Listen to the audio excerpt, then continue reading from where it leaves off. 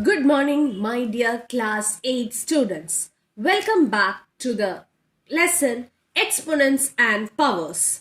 Students, by these days, we have learned laws of exponents and its use in simplification of powers. Now, today we will be discussing a new topic. The new topic is use of exponents to express small numbers in standard form and also large numbers in standard form.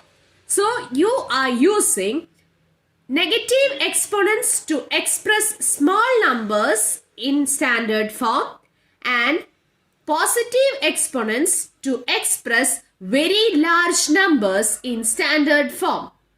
Let's see the rules for that. Now, express the following numbers in standard form. When you get a question like this, you should know whether the given number is a very small number or it's a very large number. I have taken 4 questions. Okay, now the first and the third questions, you can see decimal point in the question. Can you see that? Here is your decimal point. So, if you have a decimal point in the number, it means that it is a very small number. Okay. Then, second and fourth numbers, you can see it is having a large number of zeros and no decimal point. That means it is a very large number. It's very difficult for you to read it. Okay. So, we have 2 types of questions, very small numbers and very large numbers. So, you should know how to express these types of numbers in standard form. Let's see the rules. Let us see the first rule, that is converting very small numbers into standard form. Here, can you read the number? 0.000000000085. Let us count how many numbers are there after the decimal point till you reach the first non-zero number. What is that? Let us count the number of digits till you reach the first non-zero digit. First non-zero digit. Which is the first non-zero digit here? 8. Let us count. 1, 2, 3, 4, 5, 6, 7, 8, 9, 10, 11, 12. There are 12 digits till you reach the first non-zero number. Now I'll write the standard form, then I'll explain the rule. So students, the standard form here is 8.5 into 10 raised to minus 12. Now can you guess how did I do that? I showed you there are 12 digits after the decimal point till you reached the first non-zero number. And I told you this is a very small number. So the rule is that you should count the digits after the decimal point till you reach the first non-zero number. So, after that put the point 8.5 and I have counted 12 digits. 1, 2, 3, 4, 5, 6, 7, 8, 9, 10, 11, 12. 8 is the 12th digit here. That is why I have written 10 raised to minus 12. 10 raised to minus 12. As it is a very small number, I will use negative exponent. Okay.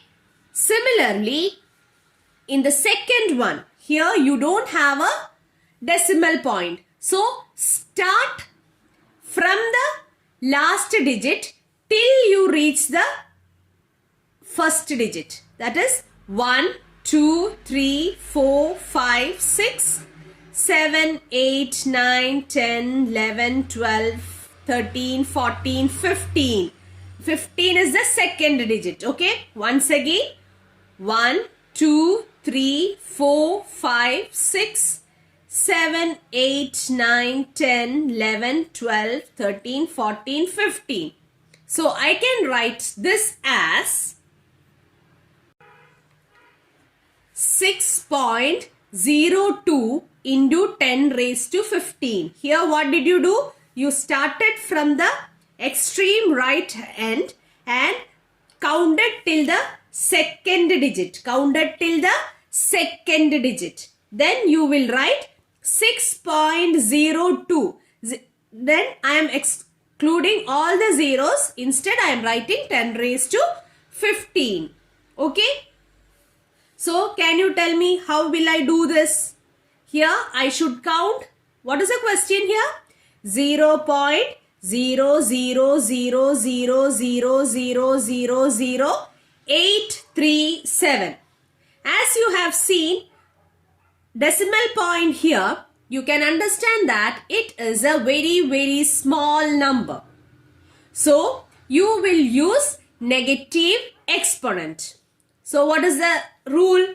Count from the decimal point till you reach the first non-zero number. So I'll count 1, 2, 3, 4, 5, 6, 7, 8, 9.